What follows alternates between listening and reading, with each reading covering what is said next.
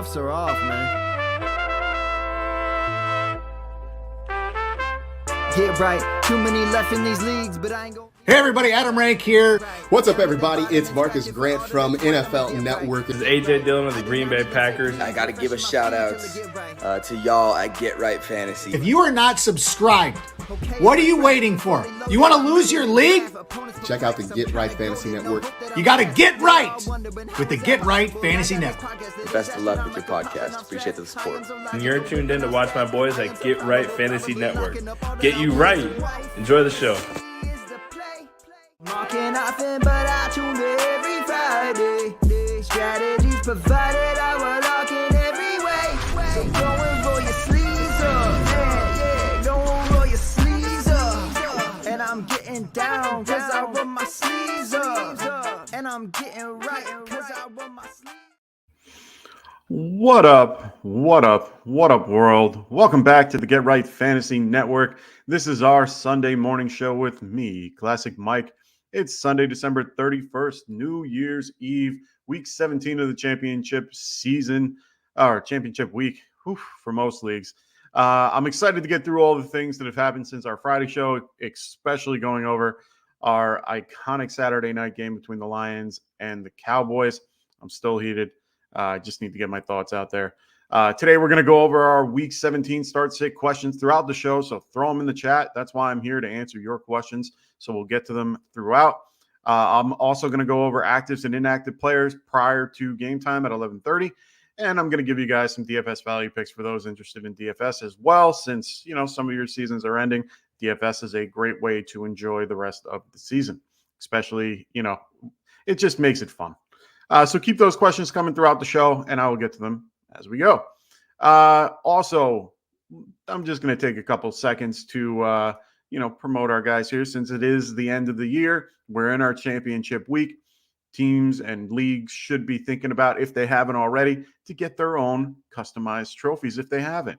You can get things like rings, belts, trophies, of course, good old chains from trophysmack.com using the promo code GETRIGHT. They will help you at checkout when you do. So make sure you guys check out trophysmack.com, use the promo code GETRIGHT, and they will help you at checkout. It also helps support the show.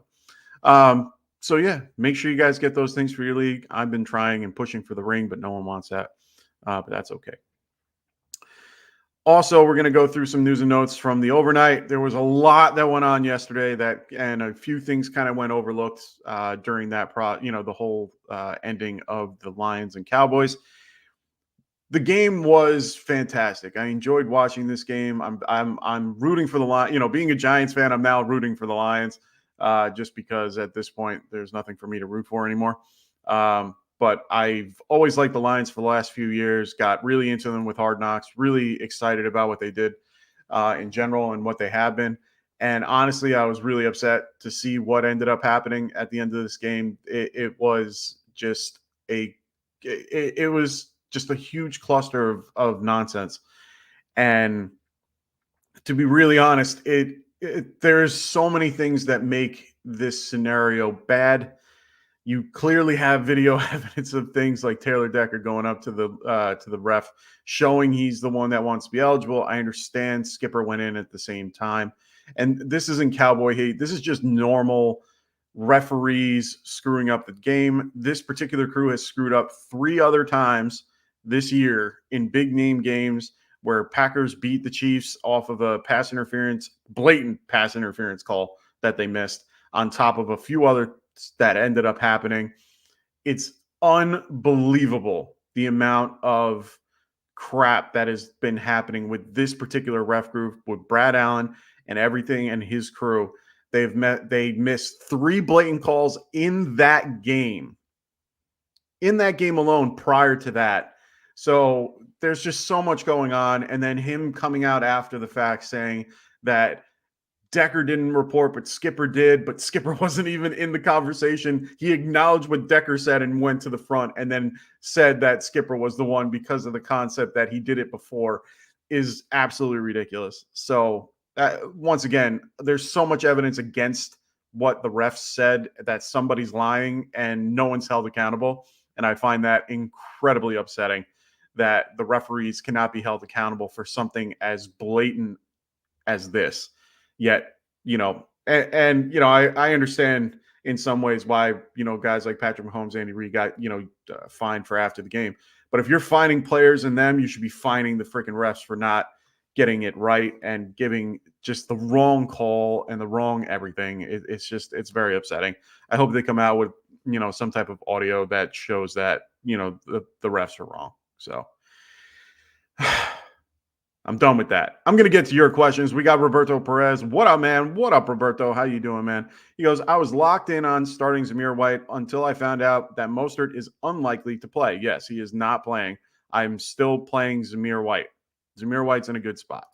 So he goes, now I don't know who to start. No, definitely start. Oh, so it's debating between A-Chain and White. I like White's matchup better. A-Chain should do okay, but he had Mostert to kind of back him up a little bit the last time they faced each other.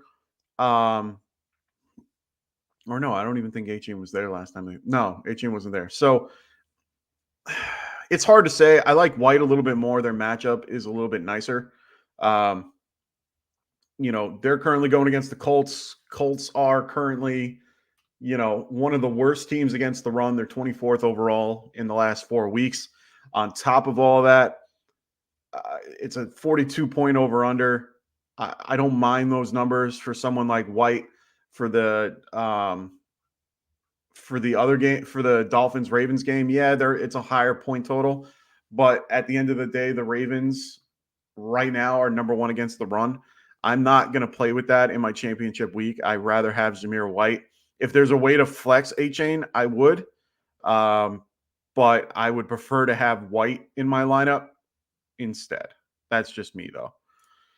Shane, what's going on? He goes, yo, his flex options in half PPR: Higgins, Waller, Lockett, Demarcus Robinson, Brian Robinson, and Addison. Okay, nice grouping of options. For me, I'd probably see. I know that people are a little up in the air about the concept that Chase is he's a game time decision. But they're trying to see what's going to happen with Higgins if Chase is back. Higgins has been doing well for the last few weeks. The over-under for this game is 45.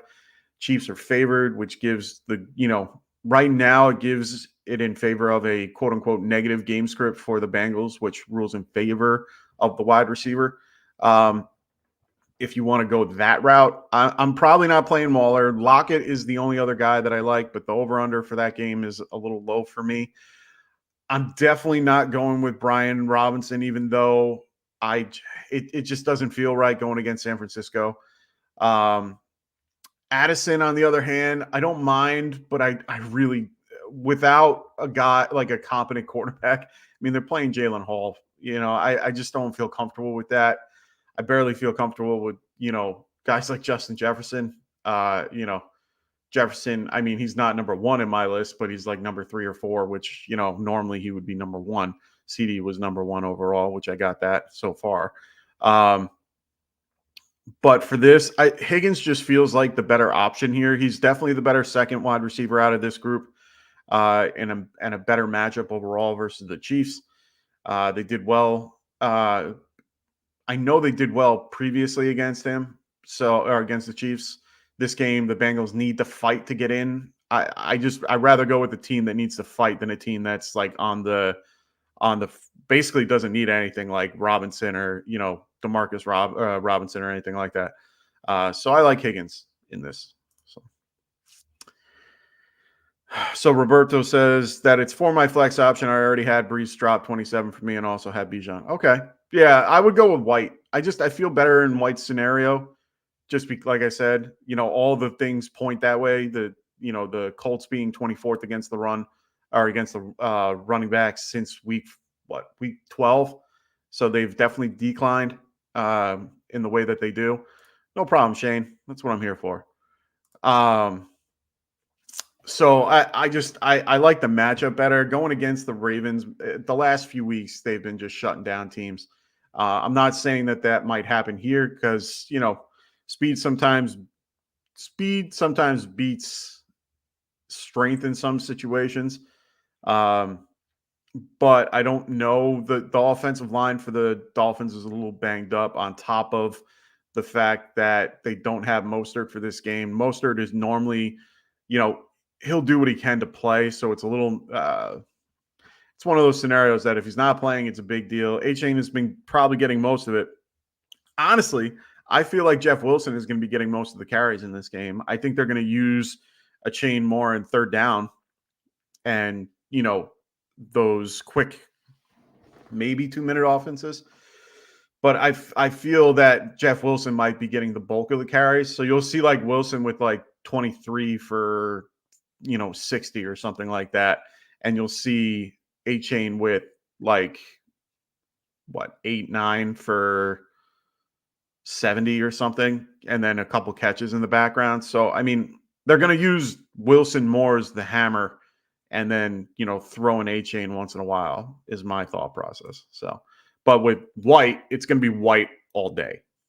So they're going to just pound it and they're going to just try to win that one out. Because are they in the playoff conversation? No, I think they're just on the outside. But I know Antonio Pierce is going to want to just win out because he wants that job next season. So he's going to do what he can to make sure that they play at a high level. I think a lot of teams are in that ballpark at this point. Coaches trying to keep their jobs. A lot of teams trying to win and get in. Jags need to win to get in for the Panthers, so they're going to play hard even with CJ Beathard. Rams are right on the cusp of wild cards, so they could even, they have an opportunity, but Giants aren't. They're going to try to ruin that. Cardinals, same concept. So, Roberto goes, bet. Thanks, man. This is for my fantasy championship. I hope you do well, man. Good luck. Good luck in your championships. I hope everyone does well in their championships this year. I'm currently out of all those. I had a chance last week, lost all 4, unfortunately. But it is what it is. Just getting news that Jacoby Brissett is going to be inactive today. So it looks like Sam Howell will get the start for the Commanders. That was part of the news that I was going to talk about. Actually, he was battling a hamstring injury prior to he was injured during the game last week, and he was trying to fight to play. But it looks like Sam Howell, after being benched, gets his, still gets the start. Other names that we're going to be keeping track of prior to the 11:30 time frame for inactives. Puka Nacua, he's expected to play based on Adam Schefter. Alvin Kamara, he's questionable due to illness. He's expected to play, but Kendrick Miller will not. As per this morning, Nick Underhill said that Kamara will play. So we already know Kamara is good to go. Kyler Murray is listed as questionable. He had an illness all week. He is expected to play today. Jerry Jeudy, he's questionable for today due to an illness. He's expected to play. There will be no Cortland Sutton in this game. He is inactive due to a concussion, which is unfortunate. He had a wonderful season. It's a little upsetting. Marvin Mims, he is listed as questionable with a hamstring. He is not expected to play. So Jerry Jeudy should be the main wide receiver for the for the Broncos. Getting news now that Josh Jacobs will not play, so that only helps your Zamir White. I know that it's been doubtful for most of the week, so at least they were helpful this time and said that he was doubtful instead of waiting until game time decision type crap on a Monday night, which is ridiculous. I unfortunately fell into the trap of Josh Jacobs and waiting. I didn't have Zamir White, but I did have other guys playing Monday night, and I should have just benched. I was just optimistic. They were like, "Oh, he's optimistic to play." Sometimes don't listen to all the reports like that, especially for Monday night games. Sometimes just throw guys that you have in that you know are healthy. Healthy always beats half healthy or unsure. DK Metcalf, he's listed as questionable for Sunday's game with a back injury. He's expected to play. He didn't practice for a good portion of the week, but he's expected to play. Kenneth Walker right now is listed as questionable due to a shoulder injury and an illness, but he's expected to play. He also had some concerns because he aggravated his shoulder last week. So I would maybe see Zach Charbonnet as more of I would see him more as the lead back in this, and it would be more of a 60-40 in Charbonnet's favor, if I'm guessing correctly. We'll wait and see how that turns out. Chiefs running back Isaiah Pacheco, he had a concussion in shoulder. He is cleared from concussion protocol. Both are, and then Clyde Edwards-Helaire also had a sickness. So both were listed as questionable for Sunday. They are both expected to play. Cole Kmet is now considered a game time decision, waiting to test it out before game time. His game is early, I think. Let me double check. Yeah, he has a 1 o'clock game, so we'll know about that shortly. He's going to be checking it out on game time, so make sure you guys keep an eye out for that if you're using Cole Kmet. Jamar Chase, he has participated in the Saturday walkthrough. He's likely to play, but they will test it out at game time. They do play a little bit later in the afternoon. They are at 4 o'clock. So I would have some type of pivot just in case. All signs are pointing to that he plays. He talked to the media this week, which is a big sign that he's going to play. There's so many signs that are pointing in his direction that he will be out there, but I would just be, this is your championship weekend. Make sure you have somebody. You don't want to be left hanging if, last second he's on the field, he's testing everything out, and he's like, nope, can't go. I think he's going to push to go, but you want to be sure. Jordan Addison, he's listed as questionable and is playing today, sources say. So it looks like Jordan Addison should be good to go for the Vikings on Sunday Night Football. That should be a great, great time. Oh, nice. All right. So I'll take this. So we were talking before about Brad Allen's referee crew. The last three, at least the last few games, they've had really bad calls in a few games that have been really controversial and really highlighted. And apparently, as per Adam Schefter, Brad Allen's crew, the team that worked last night's Lions-Cowboys game, is expected to be removed from working the 2024 NFL playoffs. I hope he mistweeted that or characterized that and really meant this year and not next year. Because if it's next year, that's bullshit. If it's this year, I'm okay with it. They should not be allowed to play today. Or they should not be allowed to referee in anything this year. Oh, my. Oh, that sucks. Cowboys standout left guard Tyler Smith finally completely tore the plantar fasciitis in his foot last night, which is a good thing, apparently. His status for this week is to be determined, but he'd be fine long term. Wow, that stinks. When he went down, you could tell something was wrong. I thought it was an Achilles tear, but because he was grabbing the bottom of his foot, holding his heel. So I was a little nervous about what happened with that. But I'm glad that he's, I'm glad that it was only plantar fasciitis. That's a lot, easier to recover from than it is a Achilles tear. So after that, all that's been said, we got about 12 minutes until actives and inactives. Like I said, we're looking for guys like Cole Kmet, Jamar Chase. We won't know now. You'll know that at 3:30. So I would, or actually 3. I would keep an eye out, and I've told people 100 times what they should be using to keep track of these things. Make sure you guys are using those apps. Keep an eye out for Sleeper. More than likely, they will have it because, of course, this is your playoff weekend. A lot of teams, a lot of players are looking for these guys, so make sure you guys keep an eye out for that.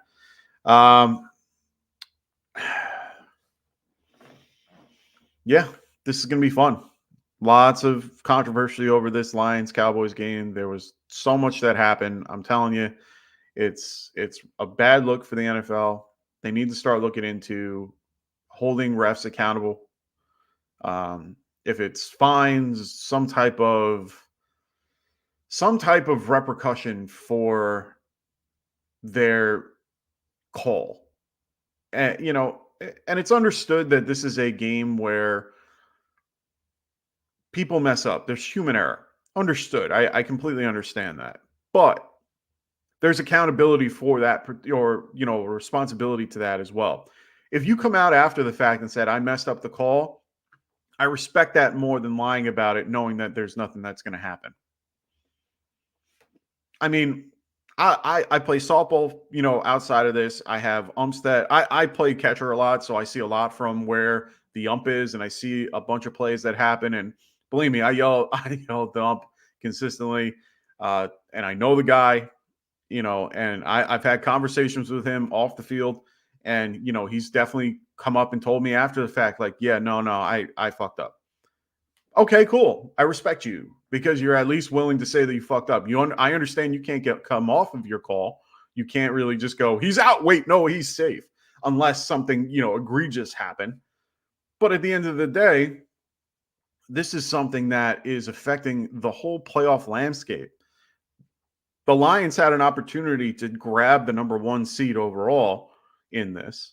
They could have jumped to the 2 and held on to the 2 after the win. And then if they won next week, they had an opportunity. If they won next week and Niners lost today or next week, they would have been able to get into that number one seed. Now they are prevented from that. And it gives the Cowboys, who are on an outside chance of winning, and they were the number 1 wild card. They could have dropped to the 3rd wild card either way. And there's just so many things that could have happened if everything switched.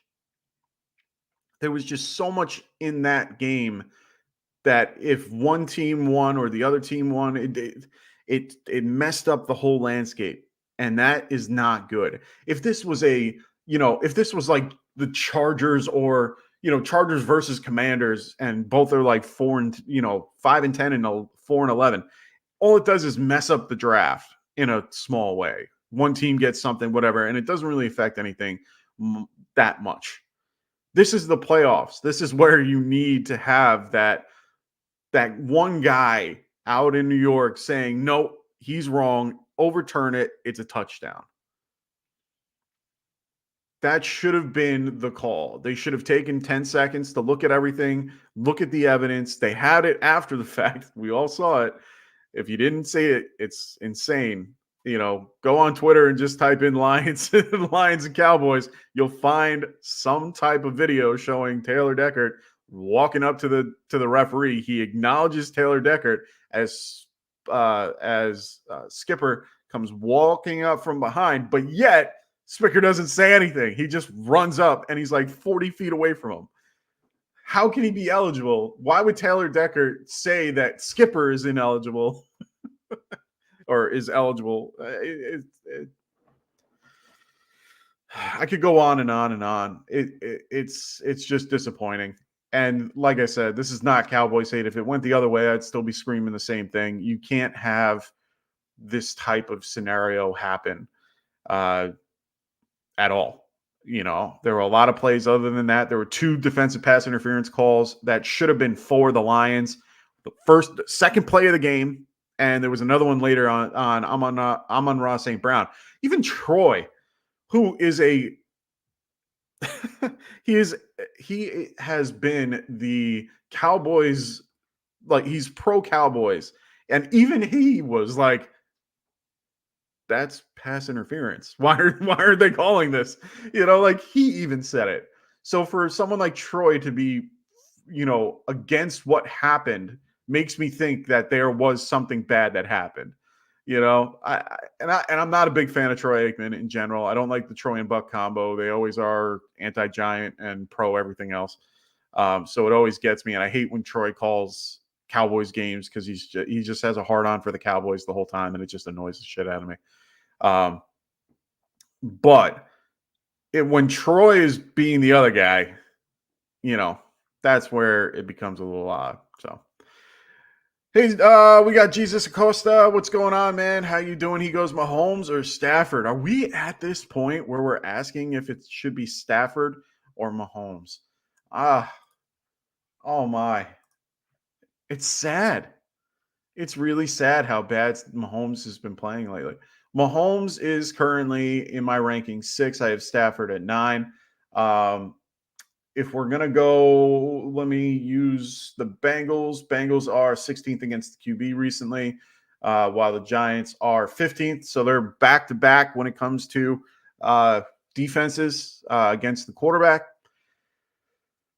It's really this is a coin toss for me, man. It's really, who do you think needs it more? Who do you think will play better? I know that the Rams are losing one of their offensive linemen today. He is going to be inactive due to personal reasons. Giants don't have a ton to play for, but they're going to play for pride. Rams at this point are looking to fight to get in, so they're going to still have to do okay. He's got Puka, who's a little banged up with Cooper.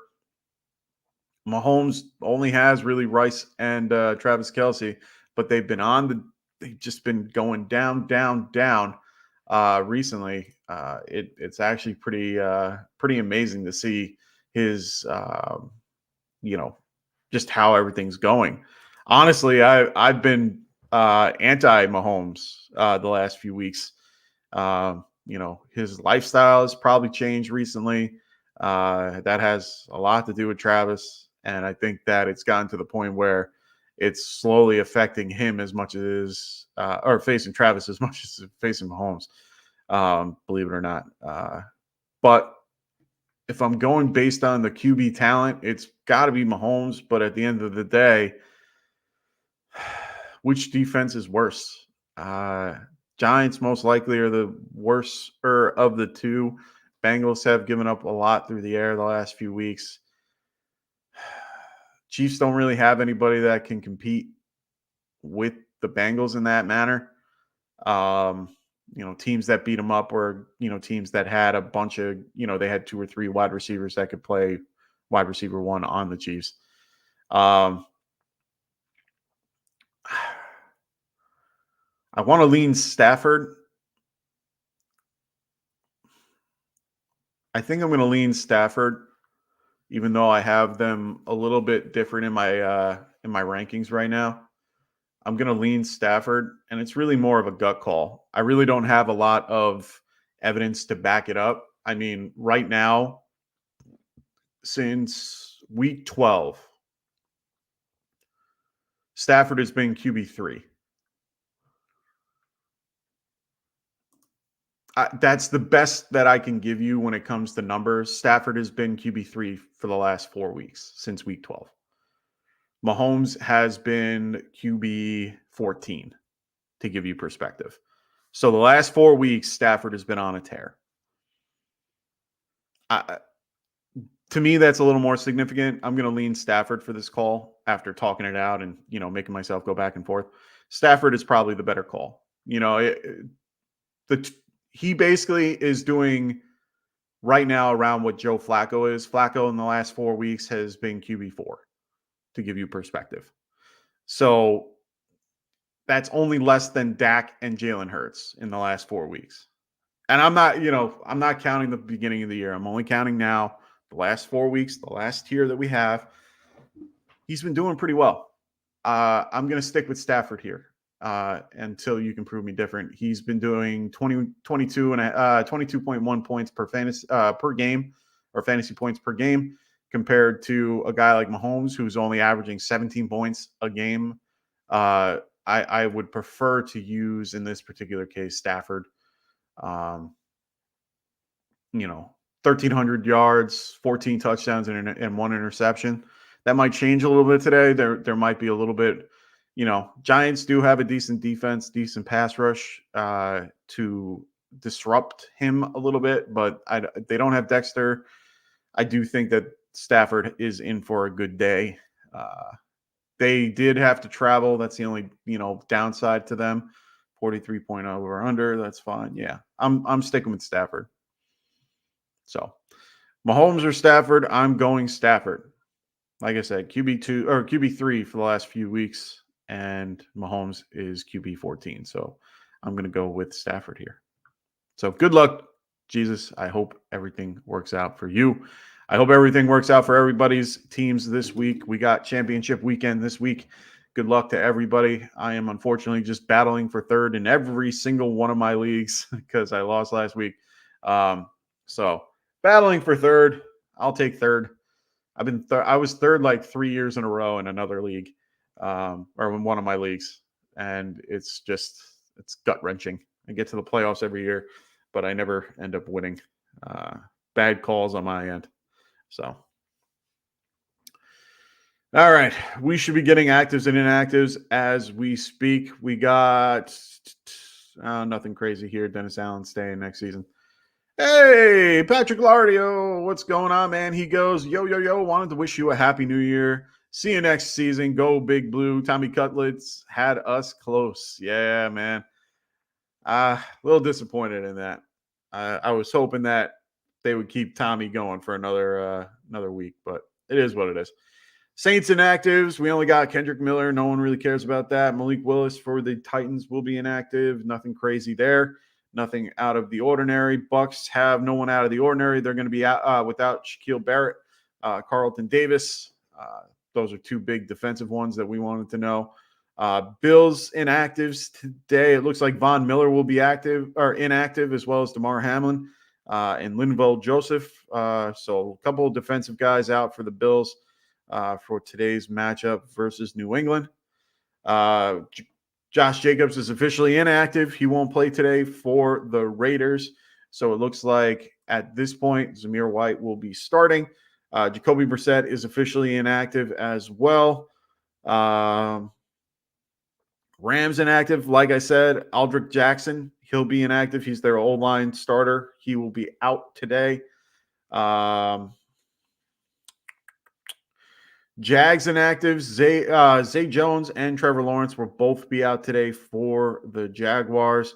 Darius Slay will be out for the Eagles, as well as Rashad Penny and Zach Cunningham. Nothing outside the normal there. Raheem Mostert is officially inactive. Case Keenum is inactive for today for the Texans. What else? Ravens rule out 3 starters. Kyle Hamilton will be out today. Kevin Zeitler. Oh, that's big. And Brendan Stevens for their wide receiver core. Tyreek about to eat, my friend. Oof, that's going to be fun. I can't wait for that. Bears inactives. It looks like Deontay Foreman will be inactive today, as well as Darnell Mooney. Cole Kmet is active, so he is good to go. He will be active today. Will Anderson is active for the Texans. That's good for them, and Sheldon Rankings. So they're all in on that. Javon Holland is active. He should be good to go. Everything looks good to go for him. Nothing crazy outside of the norm. 49ers inactives, only Juwan Jennings. Nothing outside the normal for them as well. So we have a lot of good things right here. A lot of good news. Nothing outside the normal, I see. No one's reporting anything outside the normal as well, so that's good. All right, cool.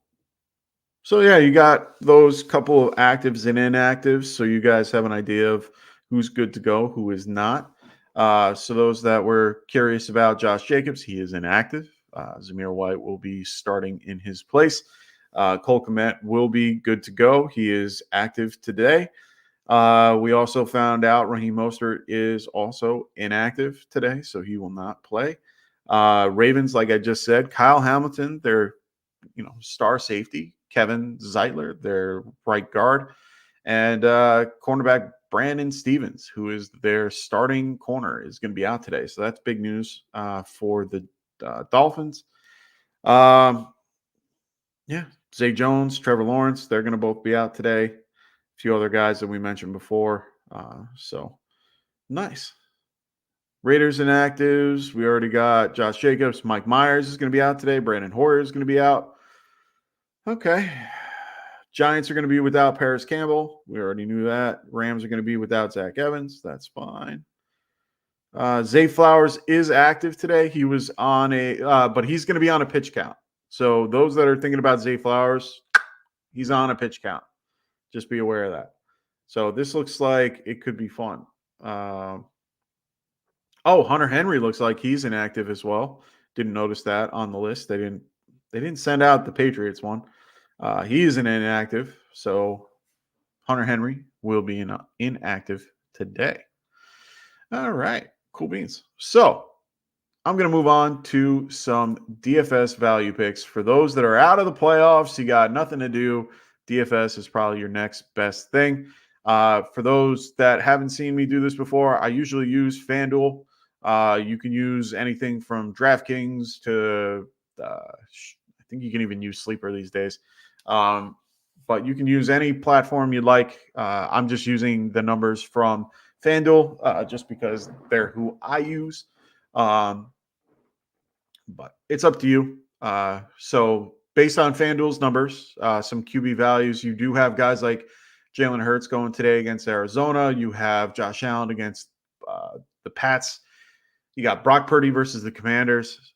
So you have some really good options at the top. But if you don't want to spend up and you want to spend down a little bit, let's spend down. So Jake Browning versus Kansas City, good number, $7,400. I do think that's a decent number for him. Another guy I like is Baker Mayfield going against the Saints today. No Marshawn Lattimore. That means good things for Mike Evans. So Mike Evans tethered to Baker just makes me want to use Baker. Derek Carr on the other side going against Tampa. Carlton Davis down. Shaq Barrett out. A lot of things where their defense is a little banged up this year. Take advantage. Derek Carr can do that with, Chris Olave and company. Another guy I like today at a lower price is Tyrod Taylor. Going against the Rams, $6,700. He at least keeps a solid running, a good rushing floor. So that's part of why I like him a little bit today. $6,700. He's a little bit more willing to throw the ball down the field. And I think they're going to try their best to get Jalen Hyatt a little bit more involved this week.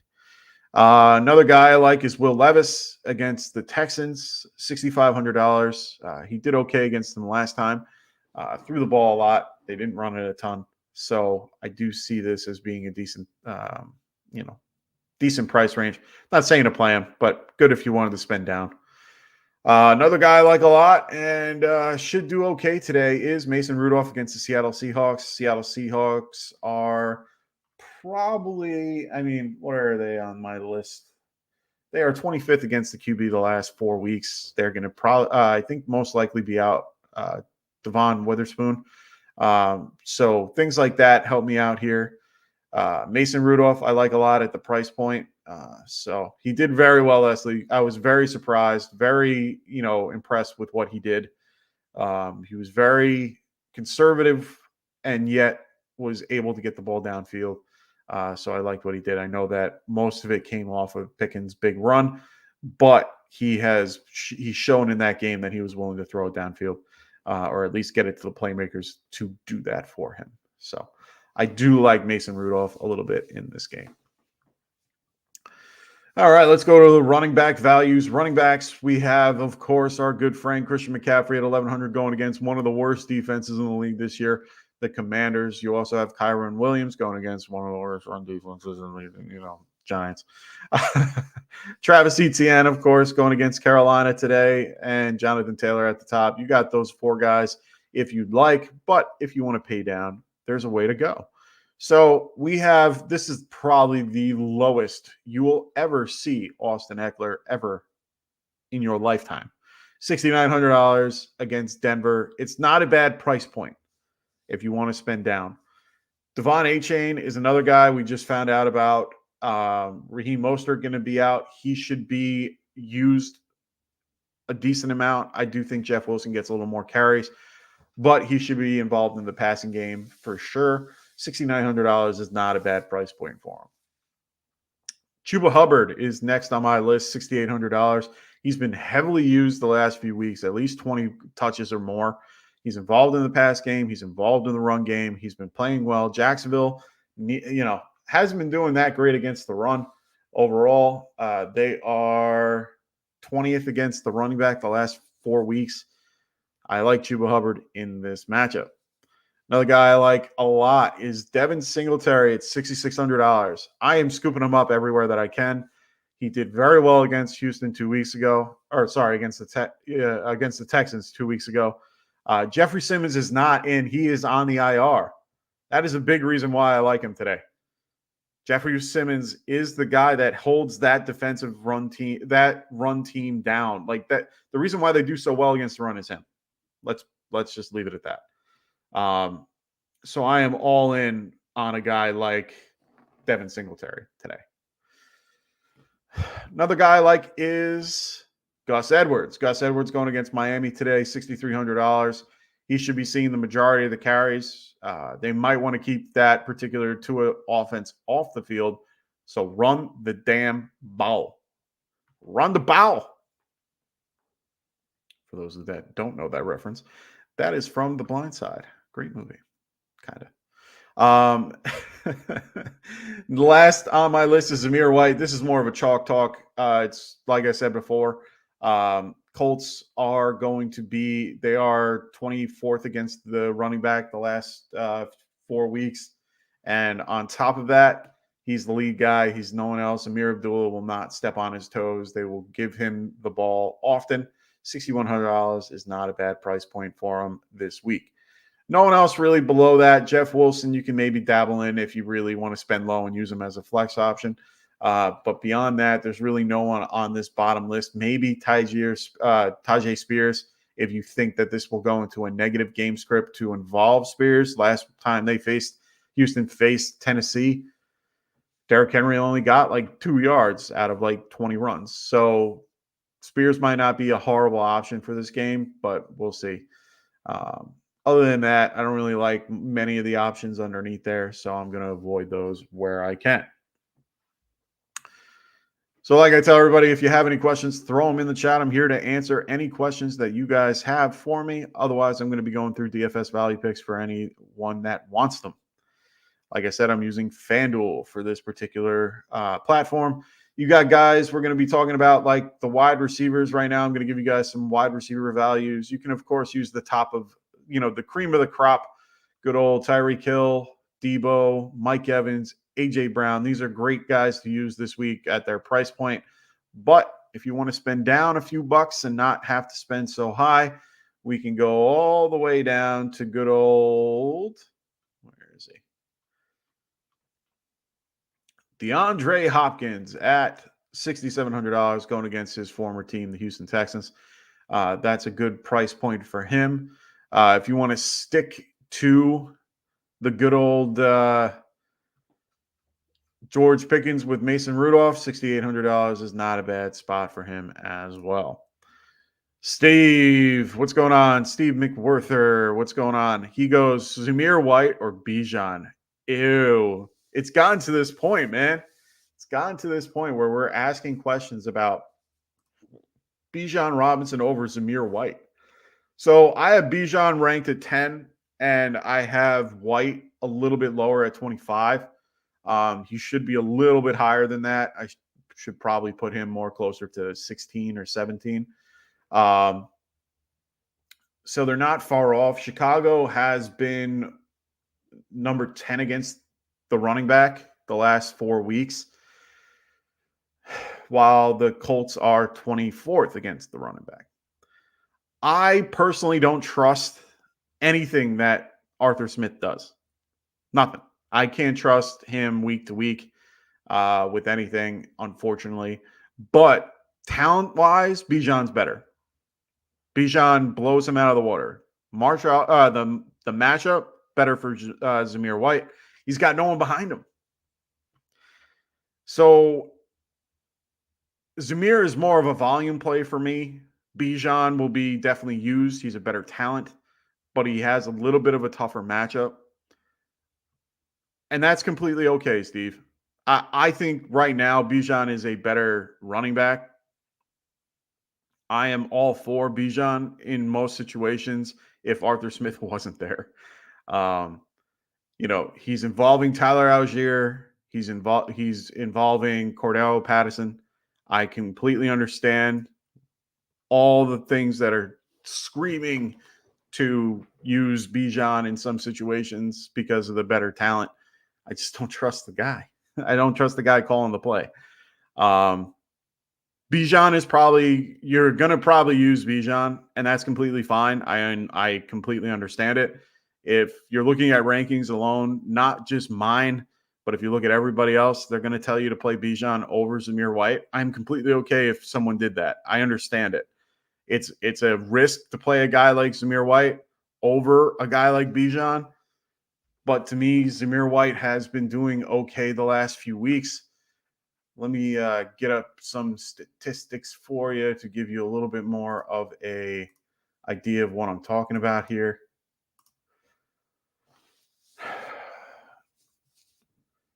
So Bijan in the last 4 weeks. So Bijan since week 12 is running back 14. Okay, not bad. He's right on the fringe of RB2, and White isn't even near it. I'm still scrolling, and he's not even on the list. But that's number 40. But that's mostly because of the concept that he didn't play all those 4 weeks. It's only been the last 2.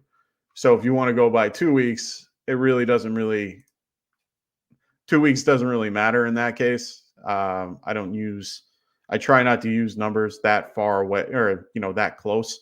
And even then, he's 18 to White's 27. So, sorry. Thought that was Steve. So yeah, I can understand using Bijan. Like I said, Zamir is more of a volume play. And I just don't trust Arthur Smith. I just don't. That's just my opinion. I'm going to tell you to use Bijan, but it's lower expectations. And it's really just because of the play calling. Zamir White's a volume play. If you feel necessary for that, he'll be involved in both aspects of the game. There's no one behind him other than Amir Abdullah, who is nothing. Tyler Algier is a top. He's one of the better running backs in the league, believe it or not. He had 1,000 yards prior to this. He's been doing well, with his touches. Cordero Patterson's used on the goal line as well. They rotate everybody out and keep everybody healthy. It's one of those things where it's the rotation. You never know who's going to be the hot hand. And if, Tyler Algier becomes the hot hand, you're kind of screwed out of Bijan. But Zamir White is the only guy they have, so they're going to run him into the wall. So that's why I'm saying that it's a tough call. I understand that you're in a really tough spot. So, like I said, most people are going to tell you to play Bijan over White, and I'd possibly agree to that. But I am more conservative in my play calling, and when I make my decisions, I usually go with who I trust more and who's going to have a steadier floor. To me, that's Zamir White, just because of the volume. So Bijan he hasn't done anything for me this year. I understand he's running back 11 on the year prior to all the games the last couple of days. So I understand the differences, but at the end of the day, Zamir White has been doing well in his stance the last few weeks. So yeah, no, I understand that. Completely understand that. This is a tough call, man. It's a tough call. Do you go with Bijan, who has been doing okay throughout the last few weeks? Unfortunately, had the one game with Arthur Smith that got in the way. Or do you go with a guy that's been getting the ball the last 2 weeks and has been putting up RB2 numbers where his finishes were in the top, what was he? So it was 15, I think it was. So week 15 with him, full PPR, he finished as the running back 12, which was better than Bijan. So week 15, it was way better than Bijan. And then week 16, let's go to week 16 now. He was running back 17. Bijan was not even in the top 15. Not even in the top 20. Not even in the top. Yeah, he's not even in the top 50 that week. He's not even in the top 70 that week. Am I missing something here? He should have been in at least that. Tyler Algier was running back 13 that week. I don't see Bijan on this list at all for week 16. So, yeah,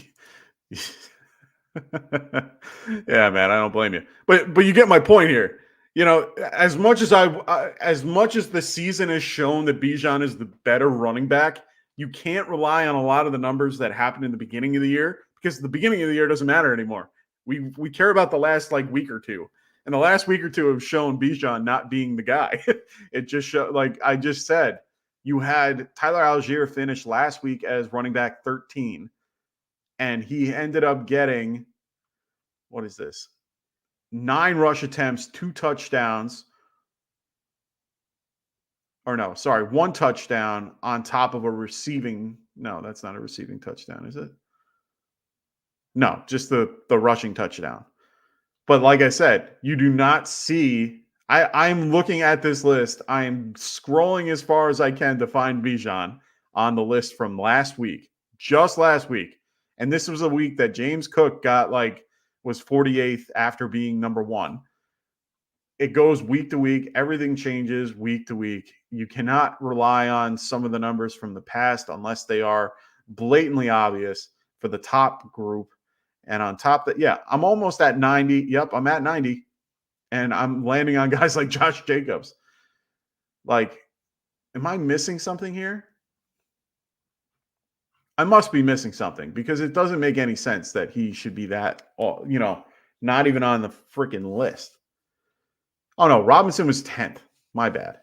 That's my bad. I missed that number. Still, it was, between one week and the other, it's absolutely insane where he goes from nothing to 10, but yet the last 2 weeks, Samir White has been a running back 2 and has finished RB 13 or RB 17, like I said. So who's been more consistent? White. Just saying. Like, that's just where I'm going. I did 4 weeks. Yeah, Bijan's been better because he had 2 or 3 games prior to that he did well. At this point, you have to. I can't make this one's hard, and I don't want to make the wrong decision for you. This, you kind of have to take a second, look at the numbers, or look at what they've done the last few weeks. I gave you as much as I possibly could, because, like I said, you got a volume play with Zamir White. You have a rotation with Bijan. You have to hope that he has a game like last week where he's getting it 12 times, 72 yards, and no touchdown, but was involved in the receiving game where he basically just got dump off passes. He got 7 for 10 off of 10 targets and 50 yards. And it looks like, and no touchdown. So he basically was just involved in the passing game near the end of the game. So you're relying on the touchdown for either or. Who's involved more? And like I said, if it's full PPR, I'm going to definitely lean a little bit more Bijan just because of how much he's used in the passing game. If it's half PPR, I'm going to go Zamir White, and that's just because the passes don't really mean as much. That half point doesn't really mean anything. Yeah. Sorry, man. I wish you luck in that decision. Like I said, I don't know which type of league it is, full or half, but like I said, full, I'll probably lean Bijan. Half, I'd probably lean half, or standard, I'm leaning Zamir. That's probably how I would go about it. We got Neanderthal. What's going on, Neanderthal? He says, playing for third, can't bring myself to bench Derrick Henry. I know, man. I know your pain. But if I did, would you play James Cook or Ty Chandler? Okay, fair point. All right, so let's see what we got here. Green Bay, 29th against the running back for the last 4 weeks. Not bad. I didn't see anything about Alexander Madison being active or inactive. Let me look at my news and notes just because I don't want to give you wrong information.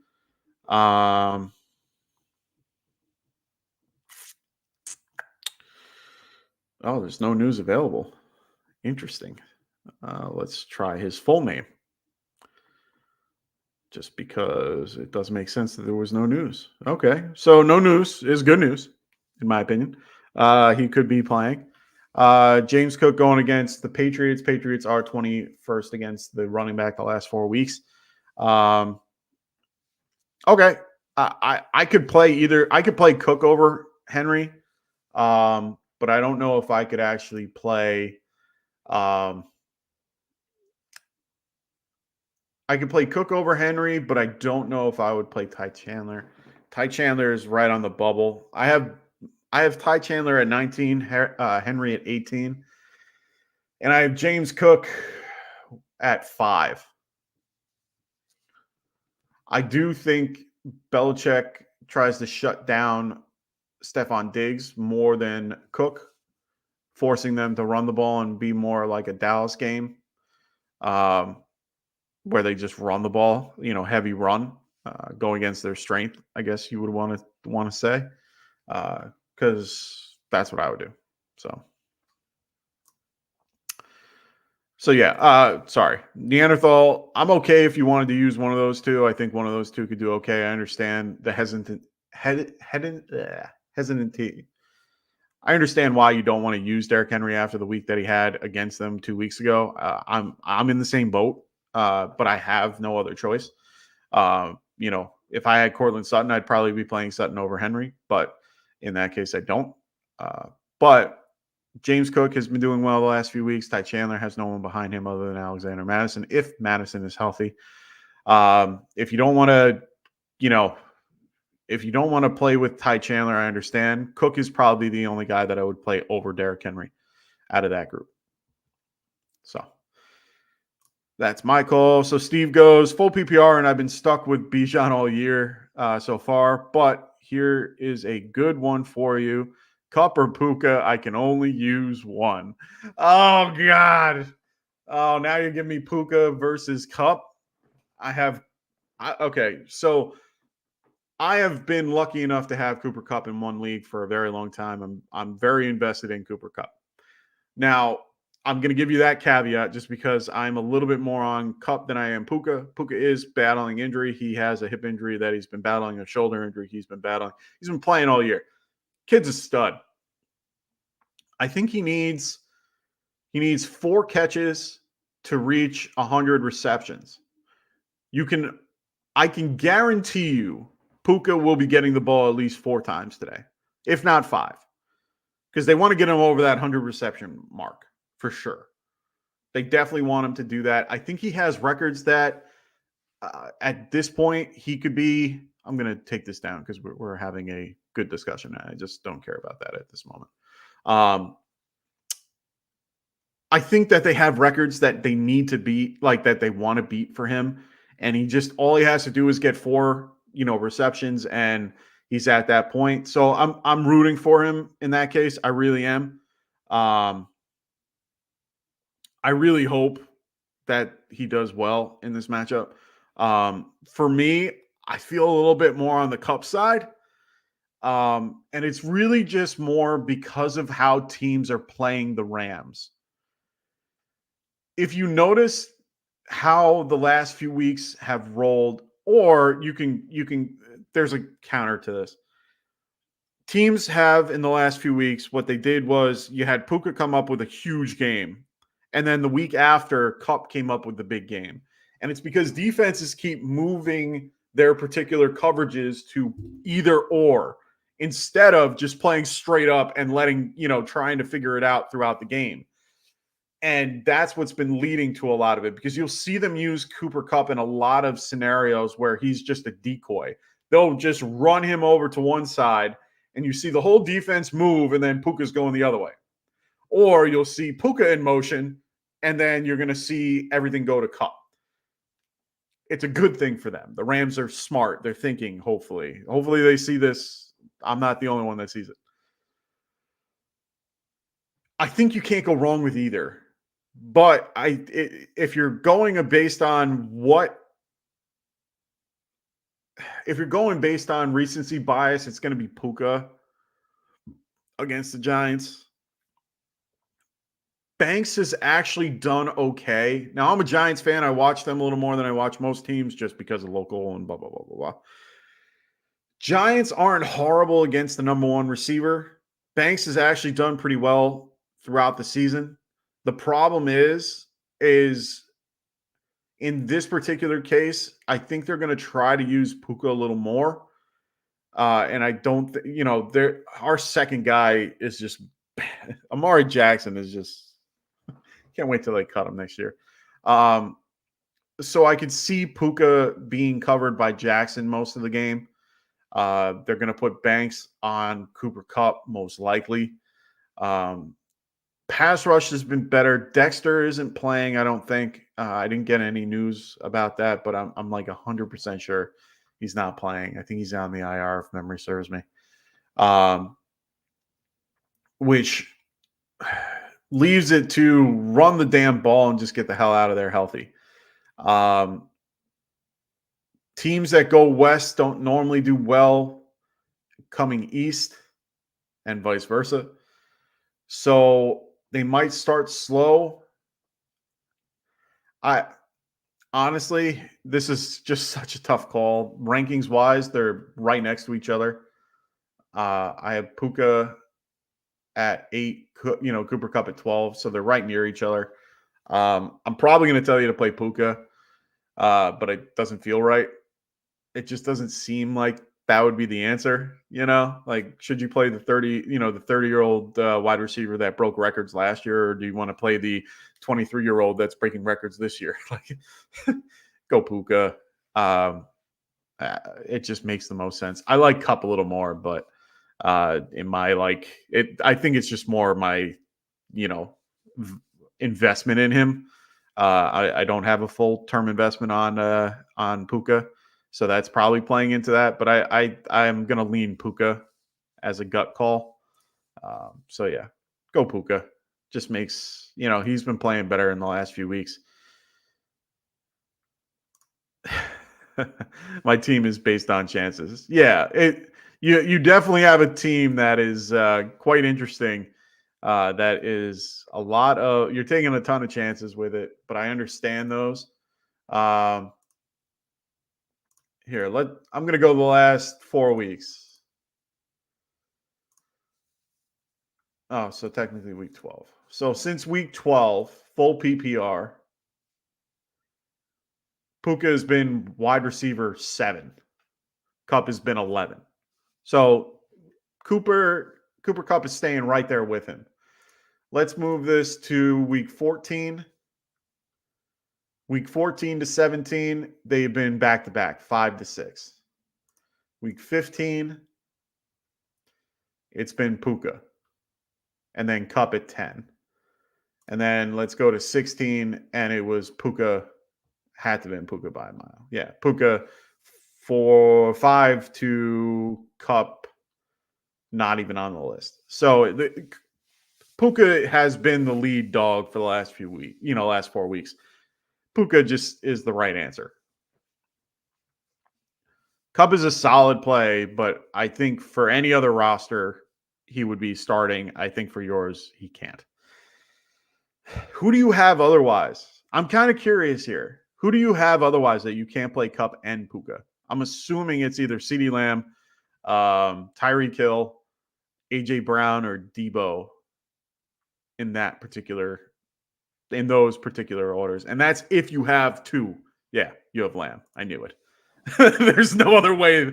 I know a lot of guys that have these guys together, and they usually play them together. Oh, and you have St. Brown? Oh, so you're using Puka as your 3? Oh, you lucky bastard. Oh, you lucky son of a bitch. All right, so yeah. Go Puka. It makes sense. Yeah, like this, I can't. Yeah. Good for you. You already have a good start with Lamb. You have St. Brown getting the touchdown, did well last night. God, all you got to do is tell me you had Dak as your QB and who else? Who else did good last night? Oh, and then you have David Montgomery as your as your flex. You're probably up like, oh, you have Purdy too? Oh, you lucky bastard. I'm loving this team. Good for you. Good for you. Love Purdy in today's matchup versus the Commanders. He's going to eat. It's going to be one of those, great games for Purdy, I hope. Coming off a bad game. It's like going against like the worst team that beats you down. Oh, good for you. Good. See, I have a league. I have my dynasty league, which I love. It's it's a salary cap dynasty league. For those that are not in these particular leagues, you should. I strongly suggest everybody should at least try one of these leagues for a few years. It is fun. I have a great time with it. One of a group, the group of guys that I've been playing with I've known these guys since high school, and you basically start with a salary cap, which is $250. We make it into millions. So if you ever hear me use the million term, it's really just because it's to make it look like a NFL contract. And you start with an auction draft. All your teams start auction, blah, blah, blah. You keep going and you set your lineups. So when you use the auction, if you bid, let's just say $60 on CeeDee Lamb, that's his against the cap. So he's $60 against the cap, and then so on and so forth. You pick the rest of your team. Now, the strategy is to have great players at a low price. Puka would have been one of those players. I think he's in our league like $2 because I think he went in like the last round of our rookie drafts and stuff like that. So that's what you're looking for. I have Brock Purdy, who I scooped up last year for like $2. I have Josh Allen for $7. I have Baker for like $1 and Joe Flacco for like $2. So I have a really good quarterback group. But I can only play one. It's not a super flex. I do it more for defense, so other teams don't have the ability. But I have a guy like Brock Purdy. Love Brock Purdy. Just can't use him. And a few weeks ago, I was able to use him. I think it was Josh Allen versus who the hell did they verse? It was the game that he barely did anything. And what was it? I forgot the game. But it was the game that James Cook went off. And I used Brock Purdy instead of Josh Allen. I was really happy with that. So it's good that you sat him last week versus Baltimore. Makes complete sense. I did too. I played Josh Allen. But I love Purdy. I think Purdy has a good future as long as they're able to keep a lot of their studs and keep that line healthy. They need to pay Trent Williams. That's a stacked team. Who are your running backs? I want to know who your running backs are. You already told me your whole wide receiver core, where you basically have Kupp as your bench player or could be your flex. I mean, if you really wanted to, you could probably flex him over a few guys, but I'm assuming that you already have somebody in that flex like St. Brown. And I'm also curious, how many teams is this? Is this a 10, 12, 8? It's high unless you made the trade for St. Brown. Because to have Lamb and St. Brown on the same team makes me wonder. Because Lamb and Brown went around the same spot in redraft. So kind of curious to see what this team is like. Purdy's a great steal. If you got him at the end of the year, he's going to be one of my guys that I'm going to talk about at the end of the year when we go over, some situational stuff. We're going to probably do, we usually do a mock draft, a very, very early mock draft. Oh, you son of a bitch. Travis, yeah. What type of league is this? Is this an 8, 10, or 12 team league? Laporta, I completely understand. You could have got Laporta for nothing. I got Laporta for Juwan Dotson. Like, and that was like week 2. Oh, Steve, you got me, and I knew it. 8-team league, I knew it. Okay. I understand now.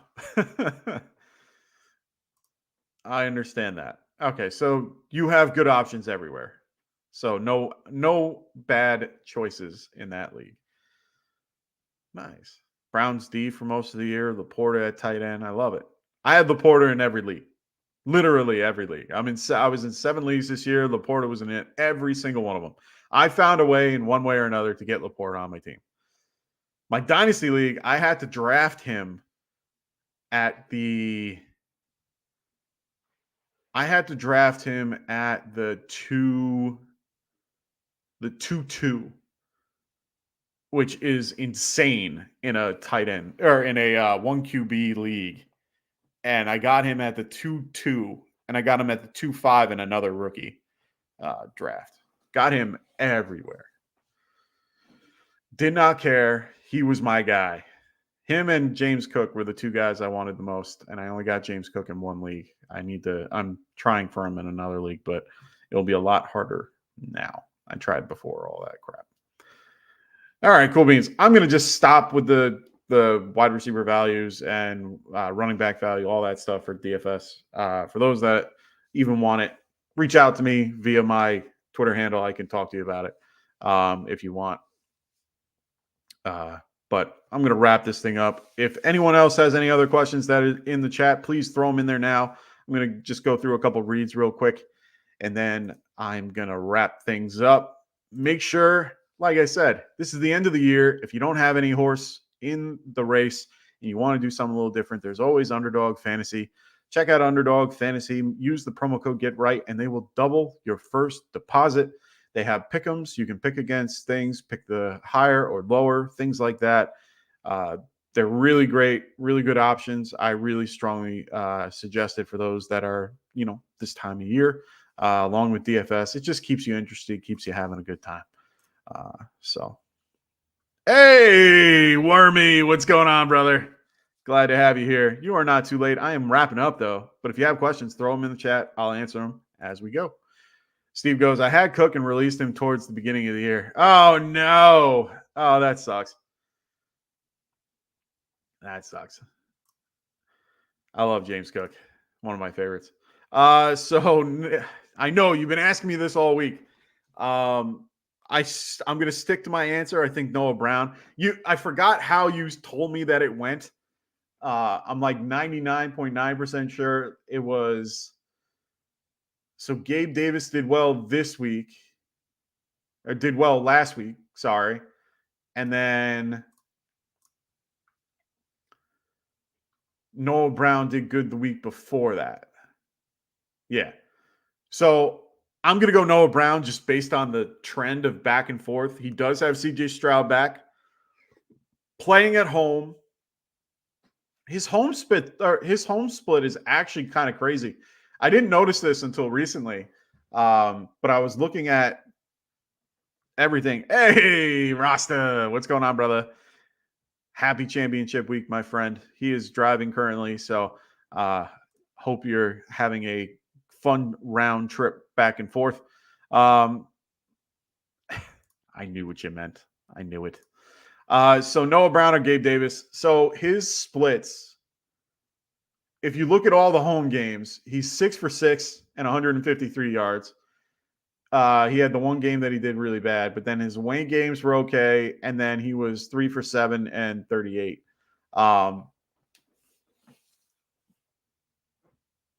But he does much better with Stroud in the lineup. He does much better when Tank Dell isn't there. I'm going to go Brown, and it's really because I don't know how I feel about Gabe Davis this week. They use him when they need to, but Gabe has been stepping up where Stephon Diggs has been having a rough time. They try to do all they can to get Stephon Diggs involved. So I'm still going to lean Noah Brown, but these are lower options. I know you're going for the championship. Brown is my choice. Yeah, it has to be. It makes no sense to play the other way. Let me look at Gabe Davis's numbers real quick. Gabe Davis. There he is.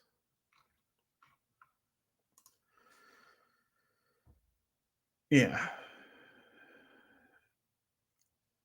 I mean, he went for 0 for 2 weeks in a row and then blew up for 4, 6, 130 and a touchdown. But 2 weeks prior, he was zeros.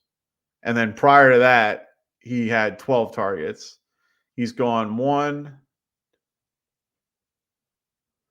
4 weeks. Every 4 weeks, he tends to do okay. Week 5, yeah.